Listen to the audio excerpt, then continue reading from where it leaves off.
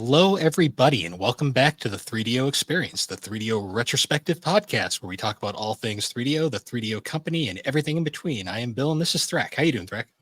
Oh, I'm fine, Bill. How are you doing? Oh, I'm doing wonderful. We're getting towards the point where things are getting cold now. The weather doesn't know what the hell it's doing. Typical New England fun. Oh, it's Um, still warm as hell over here. Like it's been almost a month since we've had any rain. So, like the drought is really bad. We're supposed to get some rain hopefully by like the weekend going in the next week. So, fingers crossed on that one. Cuz yeah, like it's just really brown and muggy out here. It sucks. yeah.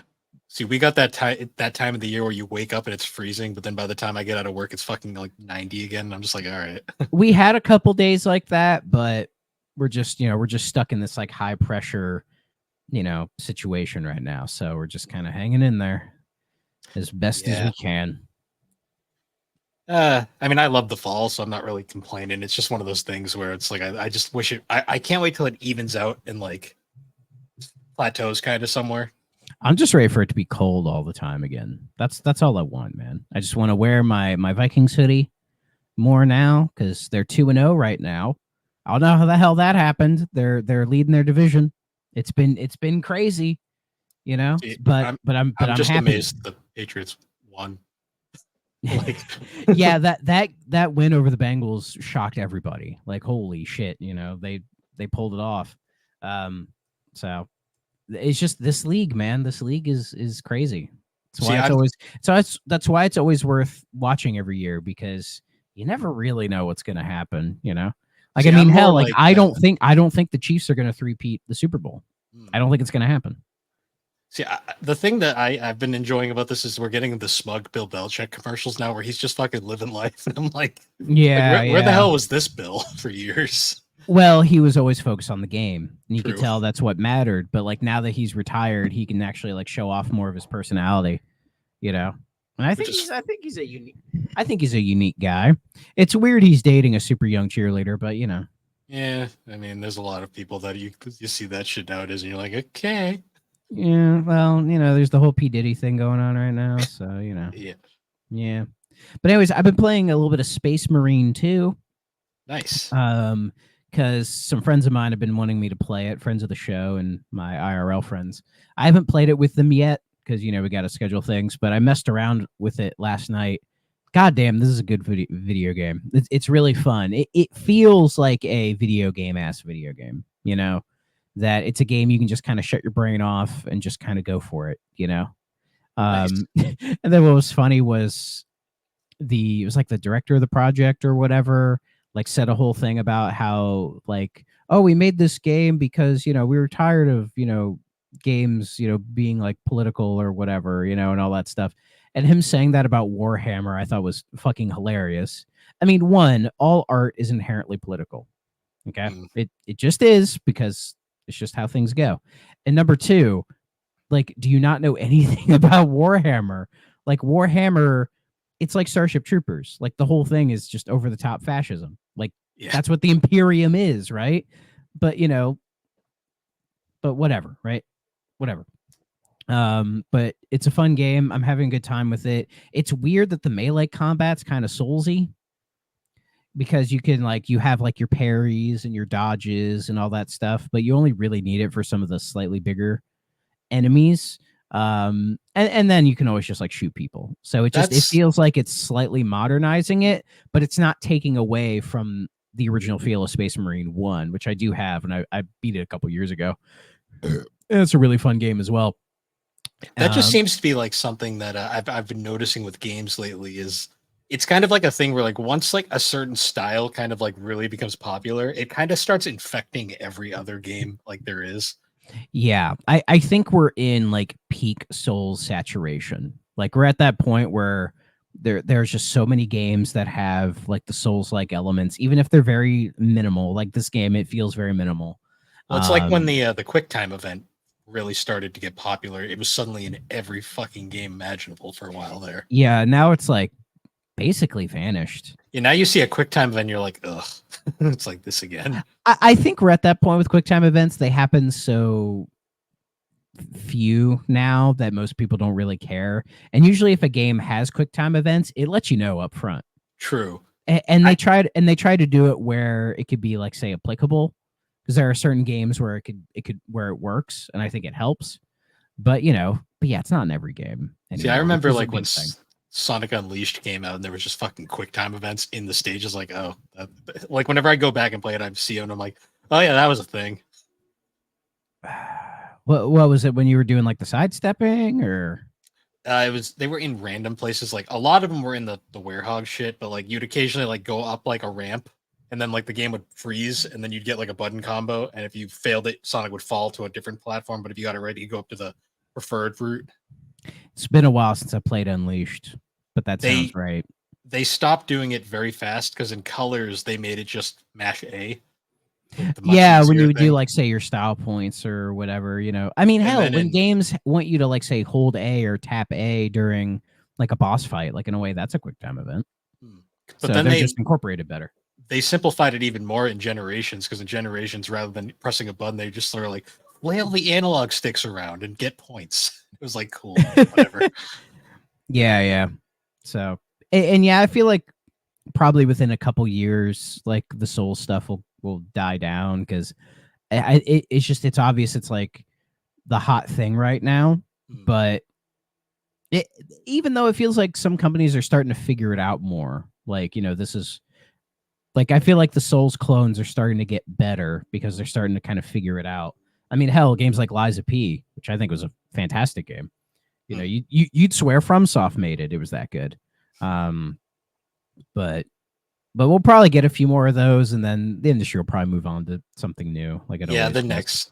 the next fad will pop up, and then that'll become the big thing in gaming. Yeah, I saw some people were trying to do like weird, like anti woke stuff on like Lollipop Chainsaw because that remaster came out, and I guess it wasn't getting a lot of like reviews when it was coming out, which I heard had something to do with like the publisher not giving out review codes in time or whatever. And I mean, so, and people are trying to be like, oh, they don't want to review this game because it's not woke enough or whatever. And most of what I heard of the game was people just saying no, it's just not a good remaster. yeah, I mean the Because I game heard is it was not a good remaster at all. yeah. I've also the fact that a lot of people miss is the fact that Lollipop Chainsaw was such a fucking obscure game to begin with. Yeah, Like, I remember when it came out because I had a couple friends who really liked it. I do have like an original 360 copy, which I would like to sit down and play it, properly one of these days because I like Suda. oh So I yeah, want to see, and that's the thing. Suda and James Gunn aren't involved in this, and they were the two main guys last time, which already should have made a lot of people go, "This might not work," because yeah. it doesn't have the people who actually give a shit behind it. So, like, kind of, what's the point? You know? Yeah, I remember like Lollipop Chainsaw when that came out. That was the big thing with it was the first really big Suda game after No More Heroes, Yeah. and like people were like super hyped for it. And I remember like the general consensus was they're like it's a really good game, but my god, is it a fucking weird idea? Yeah, but that's what you want from Suda is the weird ideas. It has by far to this day my favorite achievement slash trophy in a video game ever though. The the achievement is just simply titled "I swear to God I didn't mean it." Yeah, mean to Oh, do it. the upskirt. Yeah, because I've seen like people do this. It is almost impossible not to get that achievement just with how that game works. It Uh, is what it is. I always liked that her like boyfriend was like her like like a detached head that just kind of hung there and just yeah, would like talk shit. Like that's fun. It has that sort of that charm to it.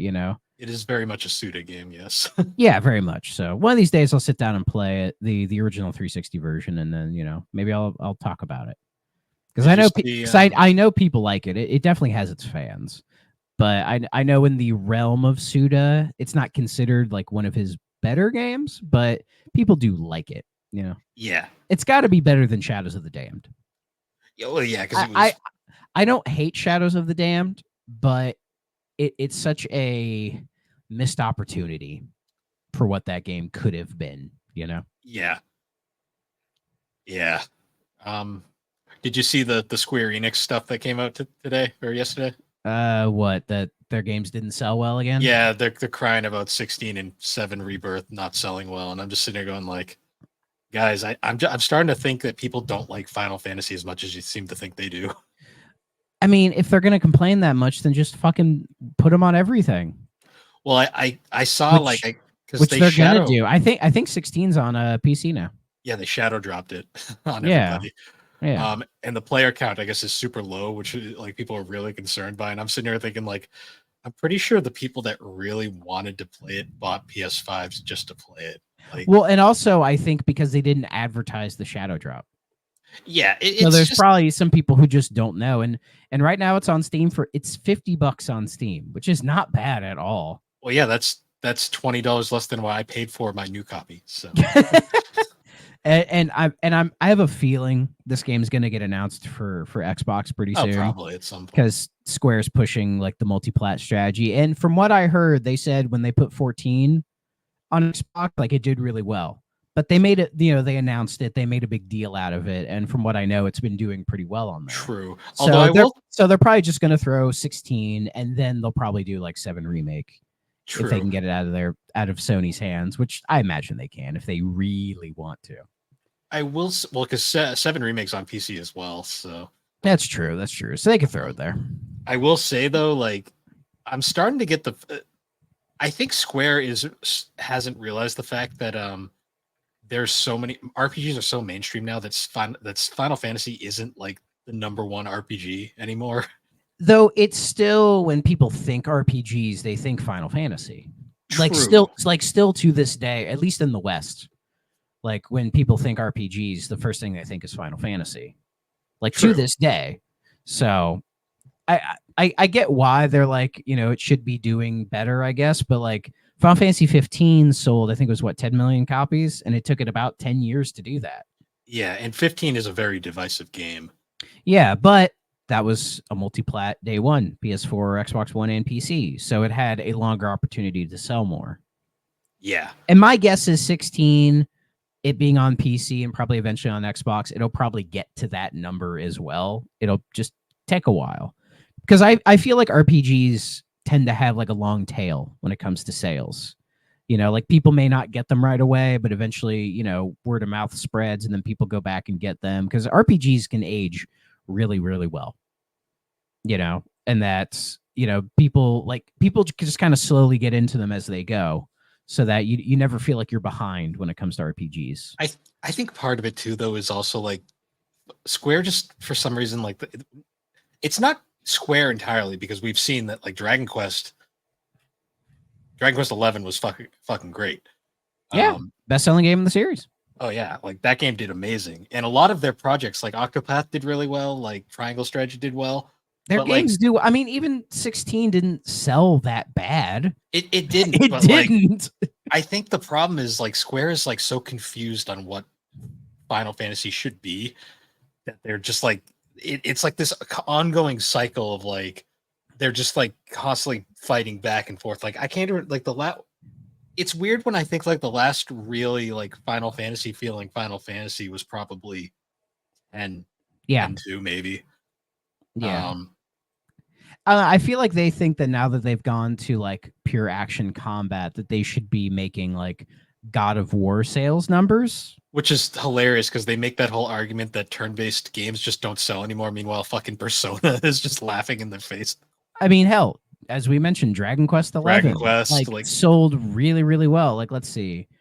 By December 2021, Dragon Quest 11 has shipped over 6 million copies, which for that series is the best it's ever done worldwide. Yakuza Like a Dragon, a turn-based RPG that was made both Like a Dragons have done really well. So to me, it's a game that was made off of a Twitter joke that became this massive thing. Yeah, and it's like that's where the series is gone now. Like, oh yeah. So I don't know. Like, let's see. Final Fantasy 16. What is it sales at right now? Let's see. Do we have a like it sold 3 million units in its first week? Like that's pretty fucking good. Like what's there to complain about? Square is stuck in the past and they have these unrealistic expectations. It's like yeah, like it's just I don't know what numbers they want from their games. Like what did they want 5 million in the first week? I mean, this is the same company that claimed the Tomb Raider reboot didn't sell well enough. Yeah, and it was the best-selling game in the entire series, like ever. Yeah. I'll never understand it. And it's like, and I don't even necessarily think they're strapped for cash. I imagine they're doing just fine. It's just Yeah, I don't understand them. I really don't. they're. I, I love them because they make so many games that I really enjoy, but at the same Yeah. time, it's like, I mean, to be fair, one of my favorite series is the Tale series, and I despise its fucking creator. So What did the creator do? Bamco just fucking hates us over here. Oh, I Swear to thought you God. meant like the specific guy No, responsible no, for no, the not Tale the series. that's been so many different people over the years. I Uh, just mean, well, well, I just the mean, I guess the guy who's credited for it is a guy named Yoshiharu Gotanda, who works at Triace. oh yeah, yeah, yeah. Because He's credited as the creator of the Tale series. he worked on Tales of Fantasia before the team split in two because some of the team liked the way Fantasia was going, and the rest wanted to go sci-fi and make Star Ocean instead. Yeah. So So, but anyways, yeah, it's just I don't know. I don't know what Square wants, but you know, I think I genuinely think Square is doing just fine. I just think they get the sense that they should be making more money than they make, but I don't know. I feel like I don't know. I don't know. I think they're just in denial at this point of like what I think they think they're bigger than they actually are, and that's kind of the That's probably what it is. When you know their games sell well, like Final Fantasy still holds a lot of weight to it. Dragon Quest holds a lot of weight to it. You know, like the like Vision. I mean, Visions of Mana's coming out. I'd be curious to see what you know their sales expectations are on Visions. Or Visions is already out, I think. But I'd be yeah. curious to see what their expectations of that are as far as its sales. You know, I don't think we've gotten any sales figures on that game, have we? It's been out for a couple weeks now, actually. Shit. I think it's digital only, which is probably No, it has a physical. does it. I haven't Yeah. been in a game store in fucking 2 months, so Well, every time I go into a store trying to find a specific game, they never have it. So I just like if I want a physical copy, like I'll just order it online. yeah, it's just easier at this point. Like apparently the physical version of this Visions of Mana on Series X is Amazon exclusive. Of course. I mean, when Cyber Monday comes around, if they knock that down to like 20, $30, I'll probably grab it. I will too, just because I love that series and I want to I, support it. I played the demo and I liked what I played of the demo, but yeah, Hmm. I would like to sit down and properly play that game. But True. Um, so on some of an unrelated note, and just kind of something that I did spur of the moment, just for fun, I ran a poll on our Twitter account just for shits and giggles. yeah, I Um, saw that. oh, I did a poll just out of curiosity. I did the four main 3DO variants, you know, the FC1, the FC10, the Gold Star, and the Sanyo, and I just Mhm. asked the community like, what's your favorite 3DO? Um, the results were predictable, but also kind of fascinating. The poll's still running, but at this point, I think it's kind of tapered off. We got 13 votes, which is more than I expected for this. Unsurprisingly, the FC1 is leading the poll with 62% of the vote. The FC10 is trailing behind at 31%. And I guess someone voted for the Sanyo because it has 7%. Uh, I think they just like how it looks. I mean, I do too, personally, but I mean, I find it funny that Gold Star got nothing. Let's Um, see. I'm trying to see if there's any interesting comments. Not They're really. actually we got a bunch of interesting responses to it. Um, I like Dynamic Gaming Twins got to go with the FC1. It just looks so unique at the time and feels of a higher quality than the later release variants. He's not wrong. Yeah. Because it was kind of the one. Someone just said FC1. I think FC10 is probably my favorite. I think because it looks the most game console-y. Lewis JFC responded there. Videopolis said the original and best FC1 and posted a picture of his FC1. Right below his GameCube with the Game Boy player in it, and I think he has the I think it's like the thing you put in the memory card unit that has like the SD card. So he probably modded his GameCube. Hmm. Gen X Geek said the FC1. I love the look of it. I like the Gold Star controller more though. That is certainly an opinion, sir. Thanks for watching. The FC, and then Jay said the FC1 is the 3D I remember seeing the most. From an aesthetics, I like the FC10 the most. And then Selective Mood said mine is with video CD adapter attached to the right side of my beloved FC10. Nice. Good for you, sir. See, I voted FC10 because that's the version I have, and it's like the most reliable of them. It's the most functioning. Like the FC1 looks the coolest and is the most like 3DO, like it has the most personality to it. But the FC10, I mean, if you want to get a 3DO these days, that's probably the one you're going to get. It is the one that looks like it's the most available one, but it doesn't look that different from like say later CDI models. Yeah, the Magnavox CDI that was. Yeah, not the giant Philips one, but I think the one you said the Magnavox that was like the top loader one. Yeah, the one that looks like a video game console. Yeah, like they almost look the exact fucking same. I think the 3DO has a bit more personality to it, but it does, yeah. Honestly, they all honestly have their own unique personalities. They do all look kind of like VCRs, though. I'm not gonna lie. Yeah. But my favorite aesthetically, though, outside of the FC1 is I do like the Sanyo. I like that like weird wavy, like almost wrinkled paper look. Like that's a good look, man. And then that like section that just has like 3DO just etched into it. Yeah, like that's cool. Like that stuff looks cool. The Gold Star is the lamest one. Yeah, the Gold Stars are certainly there. That's a way to put it. The Sanyos, I'd actually really like to get a Sanyo at some point, but they're apparently extremely rare because they didn't make a lot of them. Yeah. But what can you do? Yeah. I do want to thank everyone though for participating in the poll. Thanks for indulging me on my late night thing I thought would be funny to post. More people were into it than I thought. But yeah, other than that, any other news before we jump into the game or nothing else I could think of? I finally beat the Mario RPG remake. How was it? Great remake overall, 100%. Honestly, it's the best way to play that game now, I'd say personally. It's really funny though. You play that nowadays and you realize just how easy that game was back in the day. Because I had a game I struggled with as a kid. I had no problem getting through as an adult. So let's see. Oh, maybe some breaking news. Well, before let's see.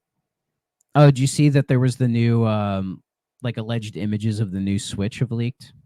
Yeah, and it looks like it just looks like a slightly longer Switch. Yeah. And from what I've been hearing, they're gonna call it Switch 2. That's fine, honestly. Which it's the easiest way to do it. But breaking news.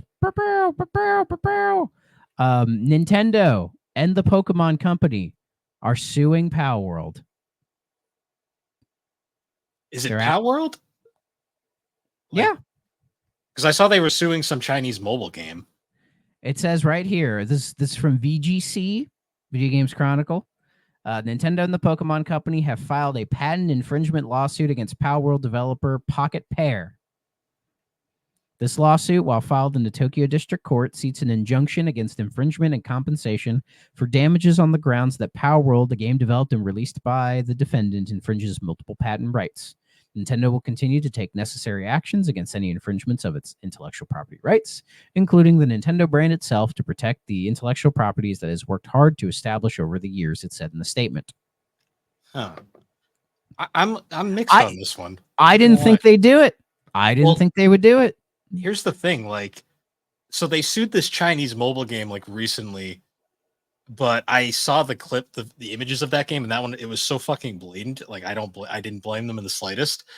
Power World is, I don't even know if you could say it's borderline, because they aren't really copies at all. Not really. I mean, the game was advertised as being like Pokemon with guns, right? But it ended up being something quite different. Yeah. And yeah, I don't think I don't know how this is going to go. My guess is they're just going to try to bully them to get some money and be done with it. I'm just curious. Like, I don't see Pocket Pair. I mean, they might have the money. I don't know, but I don't see them fighting Nintendo in court about this. I'm curious why now? The game's like dead at this point. I mean, I'm sure people still play it, but they do, but like the public, like the hype for it is long dead, and most people. Yeah, we're past it now. Like I initially thought Nintendo was being smart and by not acknowledging it, because by not acknowledging it, the life cycle of a game like this was going to naturally go from being popular for about a week, and then the people would move on. But now they're bringing it back into spotlight, and if anything, that's just going to bring more people back to it. Yeah, like all this has done is given that game much more notoriety. You're correct on that. So because I actually praised Nintendo like yesterday, talking to someone on a server saying, "Hey, like Nintendo actually was smart here by not acknowledging it, how wrong you were." And I know a week later, like a day later, Nintendo sues Palworld, and Palworld's relevant again. Here we are. Good for you, Nintendo. I don't know what. Well, I wonder if this is more the Pokemon company than Nintendo. It might be. Who knows? Yeah. Well, that happened. Just figured I'd mention that because I just happened to see it. That's why I was so confused, because I remember reading about the other lawsuit that they were throwing around before. What was the other one? It was some Chinese mobile game that was basically just a blatant Pokemon ripoff. Like it used like Ash and like Pikachu like blatantly. Oh, yeah, that's never good. Yeah. But yeah, that's really all I see is as far as news goes. There's a claim that Nintendo may be adding SNES mouse support to Switch Online games. Cool. Hey, we might get Mario Paint on NSO. That'd be kind of dope. That'd be kind of dope. Mario Paint remixes are making a comeback.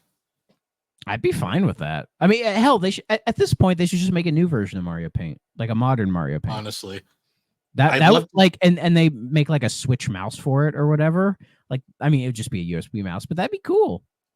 People would get into that shit. I think that would do really well.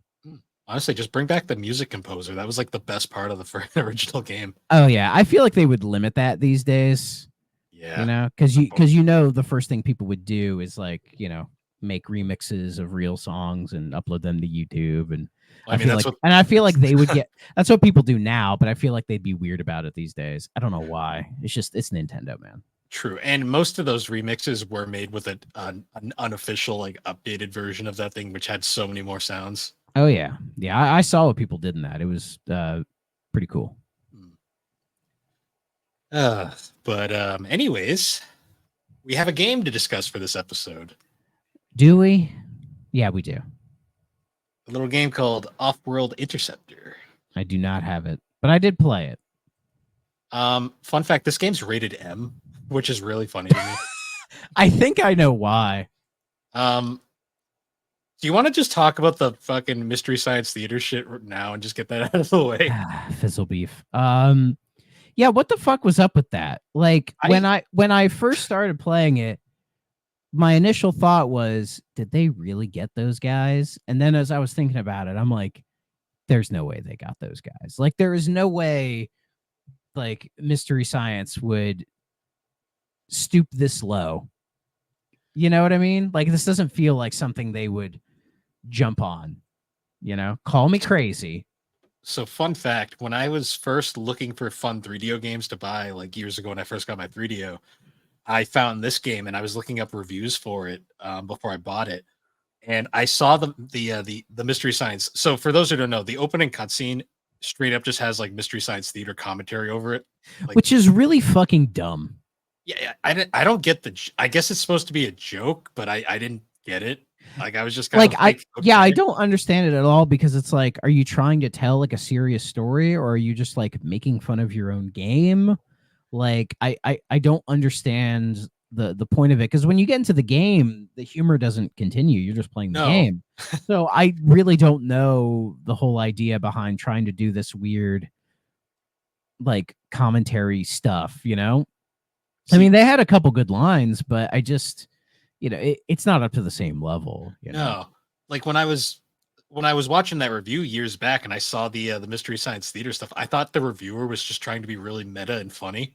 And I was like, all right, that was an interesting review. And then I hear Yeah. the actual reviewer start talking after. I'm like, wait, wait a minute. So then I look up another review and it's the same shit. I'm like, that's in the game.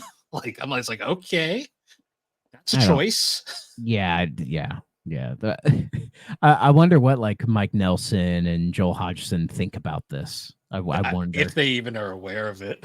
Oh, I know people have probably mentioned it to them. They probably were like, yeah, whatever. Or maybe. So this game was made by Crystal Dynamics. For those who don't know, Yeah. maybe Crystal just was like, can we do this? And they were like, I don't care. Like, yeah.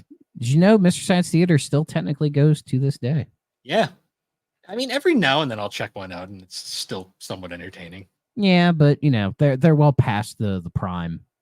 Yeah, it's an art form that's kind of not really a thing anymore, but some people will still do keep up with it. Like the initial run in the 80s and 90s was really good, and then they did that Netflix revival, which was cool, but it felt kind of pointless. I mean, now they do riff tracks. Yeah, So they do something like riff tracks is cool. That's fun because they get other people to do it on there as well, and there's a whole riff tracks game as well. Well, I mean, because Mystery Science Theater basically was like the first inspiration for like commentary YouTube channels, not like the drama commentary shit. I mean, like old video game commentators. Yeah, like Mystery Science Theater is sort of the like kind of the nucleus of sort of that era of comedy, I think, because I think a lot of comedic YouTubers and even YouTube reviewers, like the initial stint, were inspired by Mystery Science Theater. You know, it was a style that worked very well at the time, but is very dated by today's standards. Yeah, though if you go back and watch like the old stuff, it holds up. Oh yeah, the well because the old stuff is great. It's just something fun. that doesn't really work on modern stuff. It's harder to do, I think, because there's not as much like commentating on like bad movies is just it's a different art form now. Like people like Red Letter Media have done a really good job at handling like B movies from like a modern perspective. You know what I mean? Like that's kind of how you do it. Yeah. And I know Red Letter Media were inspired by Mystery Science Theater. Absolutely. So getting into the game a little bit, Off-World Interceptor is a racing / vehicular combat game, kind of. Like a faux racing game? Yeah. So basically any game that uses cars is just considered a racing game by like the video game genres. Yeah. It's one of those very broad definitions. It's more of a vehicular combat game. I wouldn't say like a Twisted Metal, more of the best way I could describe this game is it's like a space shooter, but you're a car. Yeah, basically. It's very, very basic. Like I was not sure what to expect from this game at all when we decided to play it. I did not know what I was getting myself into. And then when I played through the game, I'm just like, huh. This is interesting. It feels like it's on rails, and I think it is on rails. So here's the thing that I made a discovery while playing this that I didn't notice I didn't notice this for years. I've recently made this realization. This game literally uses the same exact engine as another Crystal Dynamics game called Gex. That would be funny. That would be awesome. Total Eclipse, which is an on-rails space shooter. That makes sense, though.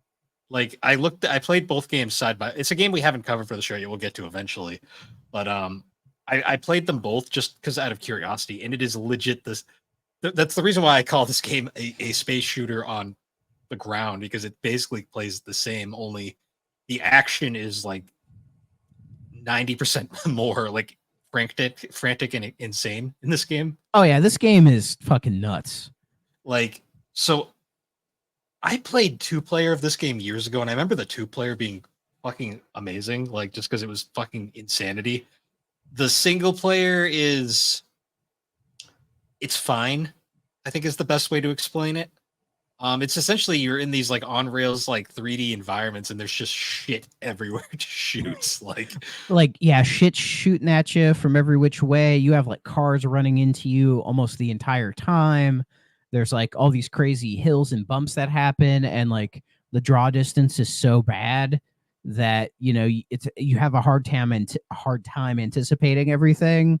Though it's cool with the draw distance, like it does the whole like it like grows as it comes near you, which I think is kind of a cute effect. But it is just absolutely insane. And before you know it, the level's done because each level's like maybe a minute Oh and a yeah. half. So you're just kind of like you're just driving there and just like I'm holding accelerate and I'm holding fire. And then a minute later I'm done. And I'm like, oh shit, I'm done. I did that correctly. Hmm. It's a game that's like, oh, I did it right, I guess. Like I beat the It first like I beat the whole first world without really knowing what the fuck I was doing.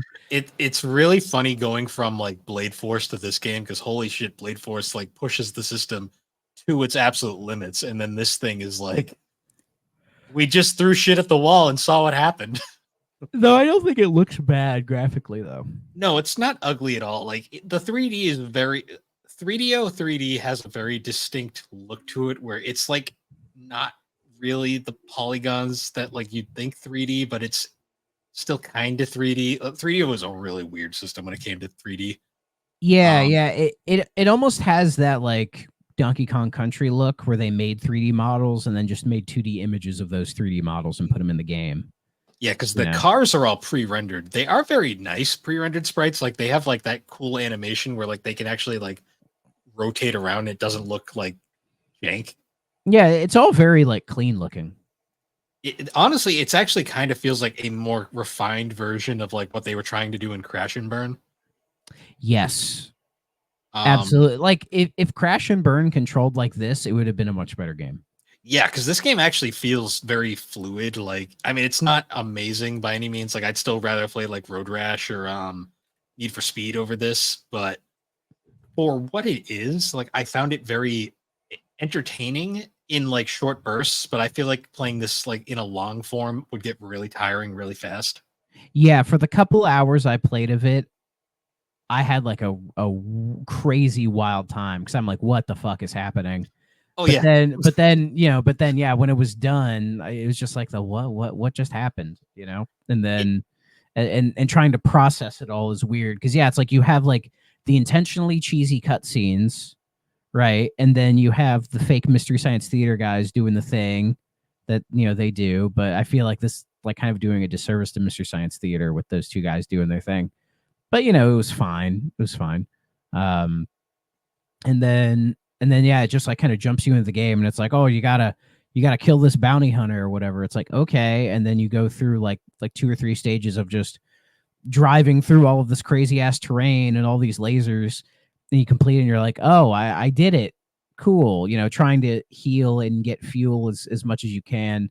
You die a couple times, but you kind of learn the layout a little bit. And then you fight a boss, and I'm like, oh shit, I gotta fight this fucking boss. And then I die, and then I'm like, what do I have to do? And it's like, oh, there's a shop. I can upgrade my stuff. Oh, let me max out my shields. And then I had no problem after that. yeah. It Um, is. It is such a. This game to me is like it's like sensory overload combined with it is like the perfect definition of 90s extreme. Like just like yeah, which is funny because it's because it was originally released on 3DO, but it got ports to the Saturn and the PlayStation later called Off-World Interceptor Extreme, which is yeah, rated M for mild language and suggestive themes. Wow, the M rating that's not M. That's teen at best. the M rating is really I mean, to be really fair, come a long way. those Mystery Science Theater wannabes, like they spend a little too much time talking about the one woman in all those cutscenes. A little, Yeah, a little too that much. that was so 90s like typical gamer cringe. I was like, wow, like this game has aged.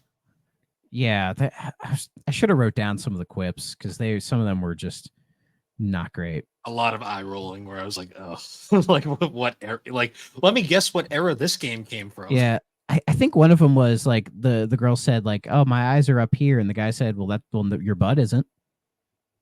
That's not even It's, clever. like, yeah, it's like that level of writing, and it's like this is an insult Yeah. to Ugh. what to one of the most beloved series ever created.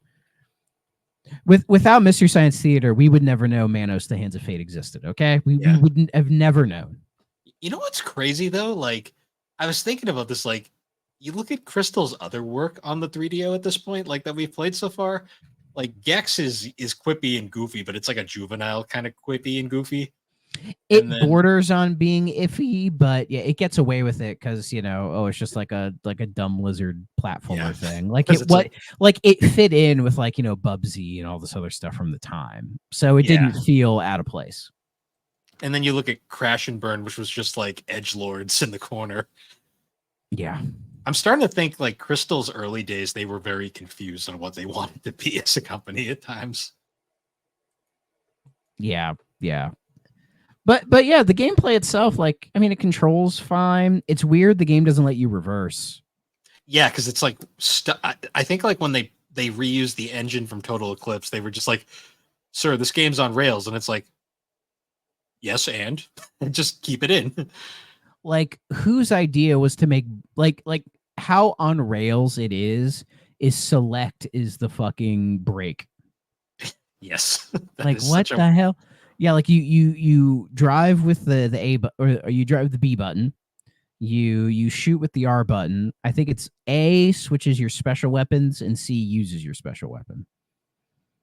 Yeah. Which is fine. It's a fine control scheme. And and L jumps, which I never found a real good use for jumping ever. Yeah, it just seemed more of it was like, you can jump. It's there if you want to use it. The L button should do something. Well, maybe it should break. No, let's not get crazy here. Jump. Like fucking jump. Crazy Taxi, eat your heart out. Yeah, God. If only this game had Crazy Taxi soundtrack. I know. Yeah, the music in this game is it's music. It's music, all right. Like, it's not even like entertaining like Gex's soundtrack was. It's just kind of like, it is the most like 90s. It's no Sledge Driver, damn it. No, it's no Sledgehammer. Or Sledge Driver, sorry. Sledgehammer's a different song. Now that would make the game so much more interesting. I know, because this game, it came out like right before Twisted Metal. So it was like right on the cusp of the vehicular combat game becoming like a big deal. Because that's a genre that does not exist anymore. No, that's vehicular combat game. That is a genre that came and went so fast, and they tried to revive it, and it failed miserably. Like the only one that's hung around is Twisted Metal. And I think it's just because of like it being a first-party Sony series, so it has that name recognition. And they prop it up with say like shows and all this other stuff, right? Like there's a Twisted Metal show, and they still haven't like, as far as I know, there's no way to play any of the Twisted Metal games on a PS5.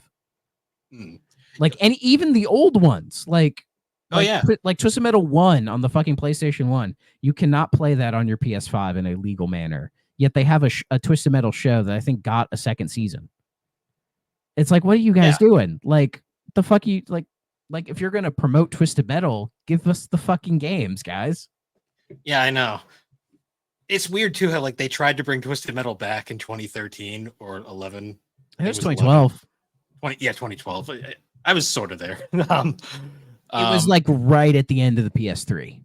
Like right smack dab at the end, which felt like they could have just waited a year and a half, and made that like a PS4 launch title, and it probably would have done much better. See, the problem with that game was the game was fine, but they like pushed the online multiplayer aspect of it so hard that a lot of like the people that just wanted, like, I don't even think you could couch co-op, which kind of killed a lot of like the people who would have played that game, because one of the biggest parts of that was literally the couch co-op. Yeah. So and I think the vehicular combat series, like that genre, went away because people learned how to make proper shooters. You know what I mean? That like at first it was like, oh, let's just put people in cars because like we still don't really know how to make proper shooters. But then like once around the turn of the millennium, you had like your Quakes and your Unreals and everything really figuring it out. There was no need to put people in cars anymore. And then even then, like the car people, they just kind of moved on to like GTA, like open world games like that. Yeah, or just playing racing games. which were getting a lot better by that time as well. So, like I've said it before in a few episodes, but like the last real vehicular combat game that I thought legitimately tried to do something interesting was this really obscure one back on the OG Xbox PS2 era called Roadkill, which was I've heard of Roadkill. It was like if Twisted Metal met like Grand Theft Auto and they like actually tried to like expand it. And it's a fun I mean it's nothing special, but it's like a fun enough idea and concept for what it is. And like I kind of wish they did more, like if they were going to keep vehicular combat games going, that was the direction they went, but they stuck too heavily with basically Twisted Metal wouldn't move on. Yeah, yeah. So, oh yeah, there was that Destruction All Stars a couple years ago, which tried to bring it back, and that didn't really work.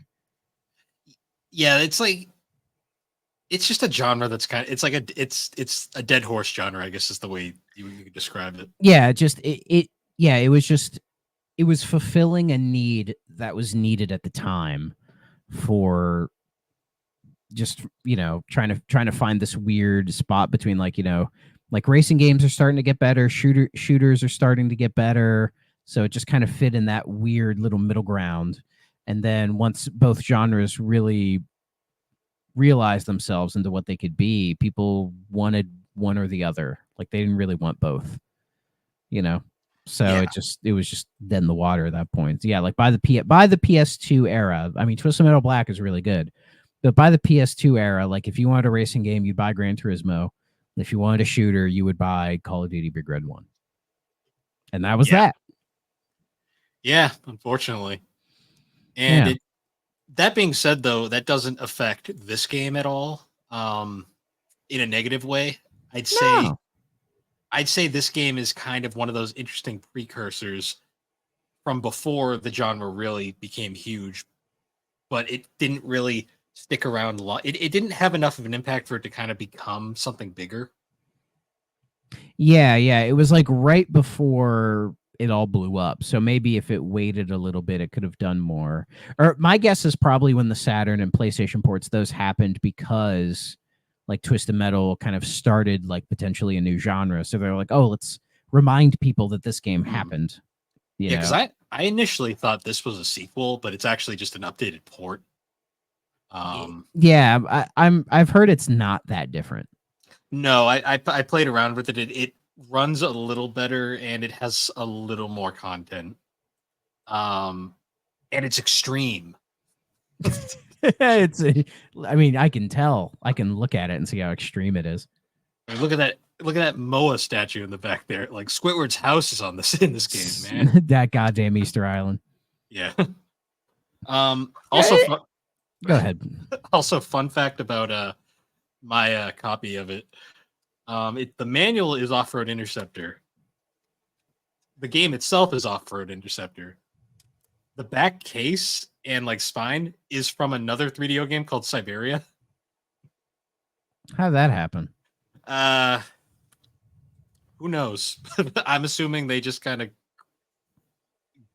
they must have swapped the cases around and then the manuals. I don't know. That's another game we have to talk about, Siberia. Yeah, we'll get to that. I do own that one actually as well. I just find it really funny that I have a Siberia case with Off-World Interceptor in it. Other than that though, there's not a lot of like real information on this game other than like what we really know. Like I believe in development it was originally known as Orion Off-Road. Sure. Off-World Interceptor is cooler, I guess. Yeah. And there's like the story mode that we talked about. There's the arcade mode, which kind of drops you into one of the planets, and you can just it's almost like a quick play kind of mode. There's that multiplayer mode, which I didn't play. I imagine it's probably not bad in multiplayer. It's deathmatch. Like you're up against the other opponent. It's basically just like you do basically just fight it out to the death. It's actually really fun. It's arguably the funnest part of this game. Yeah. That sounds like it'd be a lot of fun, but with just the insane frantic gameplay in here, it actually is kind of cool. Like cool idea. Yeah. So now reception wise is kind of interesting for this game. It mostly got mixed reviews like across the board. I think that's fair. The music was highly criticized as I love this description. GamePro referred to it as slightly hokey. Uh, Yeah, it kind of is slightly hokey, and that might be coming down to the cutscenes. yeah. Um, so a lot of people claimed like early reviews they liked the Mystery Science Theater stuff. They claimed it was funny and added freshness and originality to the game.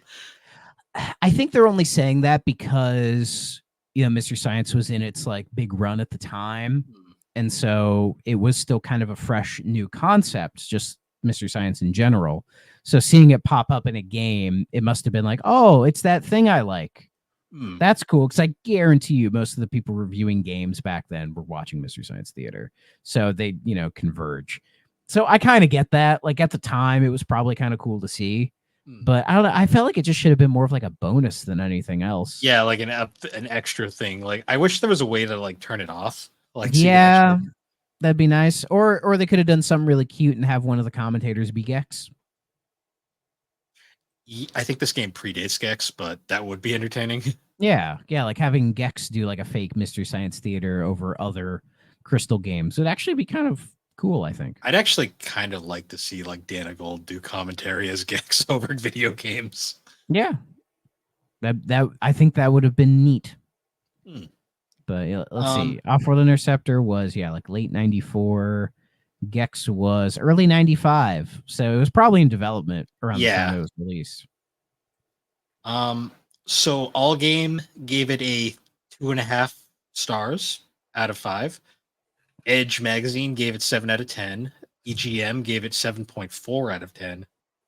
Next Generation gave the 3DO and Saturn versions a 3 out of 5 stars. Sega Saturn Magazine, I didn't realize that was a thing, I'm uh, not surprised. gave it a 65%. It was 3D, a UK based magazine. gotcha. 3DO Magazine gave it a 5 out of 5 stars. They really, I wonder if they, I think they gave, I think they gave Crash and Burn 5 out of 5 stars too. I think Crystal Dynamics and them had a deal. I'm not gonna lie. Let's see. I found it. Let's see. The 3DO system is becoming something of a nirvana for racing fanatics, with Road Rash and Need for Speed blasting away all earthly competition, while Interceptor provides a mega blasting sci-fi variant. Sure. This is what they say. Overall, Off-World Interceptor is a classic arcade game with simple objectives, seductive visuals and sonics. The music is up to Crystal Dynamics' usual high standards, and gameplay that is simply joyful. Inconceivable on any other machine. This is outstanding stuff, and with a brilliant two-player game, quite unmissable. I mean, it's a fair review. Yeah, there is more. They talk about it a lot more, but I'm not going to read the whole thing. Hmm. I mean, sure. Like this. I mean, this was still fairly early in the system's life, so you just have to think about what else was on the 3DO at this time. Hmm. Sort of like compare. Let me see. I mean, it's better than Crash and Burn. Oh yeah. I don't think it's better than Road Rash or Need for Speed, but No. This came out the same day as Demolition Man. oh, how fun. Yeah. Oh, and apparently it did come out the same day as, or around. It came out a week after Gex, apparently. Oh, huh. Which that's weird because now I'm getting confusion because Gex's thing itself says on 3DO it came out April 7th, 1995. Yet in the list of 3DO games, it says it came out November 16th, 1994. Somebody got their wires crossed. Yeah. And then the final company that left a major review was Power Unlimited, and they gave the PS1 version I a love 90. that name, Power Unlimited. Yeah. For a second, I thought it said unlimited power, but no, Power Unlimited is just funnier. Unlimited power. I was thinking that. They gave it a 91%. They liked it. That's also the only one PS1 version that got a review. It is what it is, man. So yeah, across the board, no like particularly negative reviews other than that one that gave it a 2.5 stars. But Yeah, people really seem to like that Mystery Science Theater stuff because it was probably in vogue at the time. But And I mean, the game isn't bad. It's no. I think if you got this as a 3DO kid who had probably like nothing to play, this would probably keep you entertained for an hour or so. I mean, who knows? Who knows? No, that's an insult. I mean, who knows? Kids actually probably find this shit more entertaining than adults do. I mean, you have to think about when this game, like came out in the 90s, when most of us, it was just, oh, you had, I guarantee you, there was a couple people like this was like the game they had for a while. So they had to make the most of it, and yeah, I could make the most of this game for maybe a week and then I would be ready to move on. But, just our brains are wired differently these days. Yeah. I mean, nowadays our attention span is like, we want to finish it as fast as possible and move on to the next thing. Yeah. It's just because our access to games has gotten so much bigger that, we want to get to everything, but we never will. Nope. Unfortunately not. Yeah, other than that though, I guess for must play, okay, stay away, I'm going to say sure, why not? A very hard okay. Yeah. Not a bad game at all. There are definitely worse games to play on the system, but I think its big issue is it doesn't have enough substance to really make it worth playing the whole thing. That's kind of its big issue. I think it's decently made. It's memorable enough to fit in that 90s weirdness that I think we like so much, but just as a game itself, it doesn't have a lot of substance, unfortunately. No, it's a problem that a lot of games from this era just kind of had, where they're cool ideas, but they just kind of like, you can only take a cool idea so far without a lot of substance behind it. Yeah, the development was probably more in figuring out all these really cool new graphical technology ideas that they had to sort of make these games bigger in terms of what they could do processing power wise, but games that had like substance. I mean, there were games that had substance in this era, but they were struggling. Where say if you go back to the 16-bit era, even a lot of like the smaller B games still had a fair amount of substance to them because everything was kind of in this 2D realm, so it was more of just getting kind of more creative, interesting ideas out there, where it felt like this era was trying to push 3D and that was like becoming the new thing, but developers were realizing more time was spent making these games 3D than making them like full-fledged experiences like they were in the previous generation. And I think Off-World Interceptor is an example of that.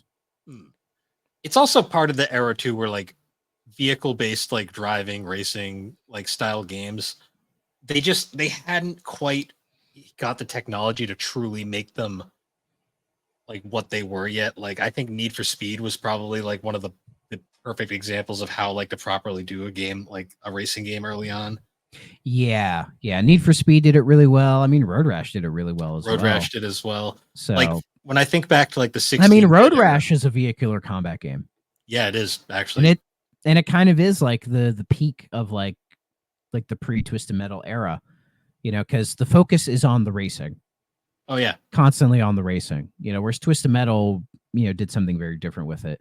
And I think Off-World Interceptor is like in that like between Road Rash and Twisted Metal. Like it doesn't quite know where it wants to be in that. Like, should we focus on the racing? Should we focus on the combat? Like it doesn't focus enough on either one to really make it stand out. Yeah. And honestly, I think that just about does it. Yeah. Sorry, my brain kind of just turned off there for a minute. That's okay. It's been a week. It's only halfway. We're only halfway through it, but that's besides the point. Pray for Bill. So we had said last week we were originally planning to do Samurai Showdown, but that led to we had to plan out some scheduling for that, and we chose this one instead. I believe the goal is we're going to do Samurai Showdown next week. I hope so. We just got to go remind Aaron so he doesn't plan anything in advance. Yeah. But do we need a fallback game just in case? Or you think we'll be okay? I think we'll be okay. Worst comes to worst, we can just do another chat episode. So, alrighty. Yeah, so we'll plan for that. And once again, guys, thank you for joining us on the. No, this isn't the gaming collecting podcast. God damn it! I don't think it is. No. Thank you for joining us. I want to dance now. Get the water bottle. It's right here. But once again, guys, thank you for joining us on the 3DO Experience. The 3DO Experience can be found on all the major podcasting platforms. And be sure to check us out over at superpodnetwork.com. You can see it scrolling down there at the bottom of the video. Yeah, it's like breaking news or like a tornado watch in your area. I'm figuring the tech out for this thing slowly and slowly. But that's superpodnetwork.com. It is an awesome site featuring a ton of awesome podcasters, featuring different shows, videos, blogs, whole bunch of fun stuff. And we have a bunch of other awesome creators over there, such as Superpod Saga, Super Ghost Radio. Look at that. Retro Rehab, cool. Tommy's Video Game Ride Along, A Novel Console, Bar Silence, Fine Time, The Elder Trolls Gaming Podcast, Remember 64, Gaming Together, Friday Night Gamecast, Gaming and Collecting. Yeah, that's mine.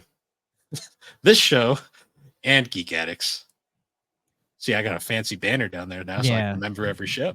You wrote your notes on the screen. Yes, and I will never forget again until I do.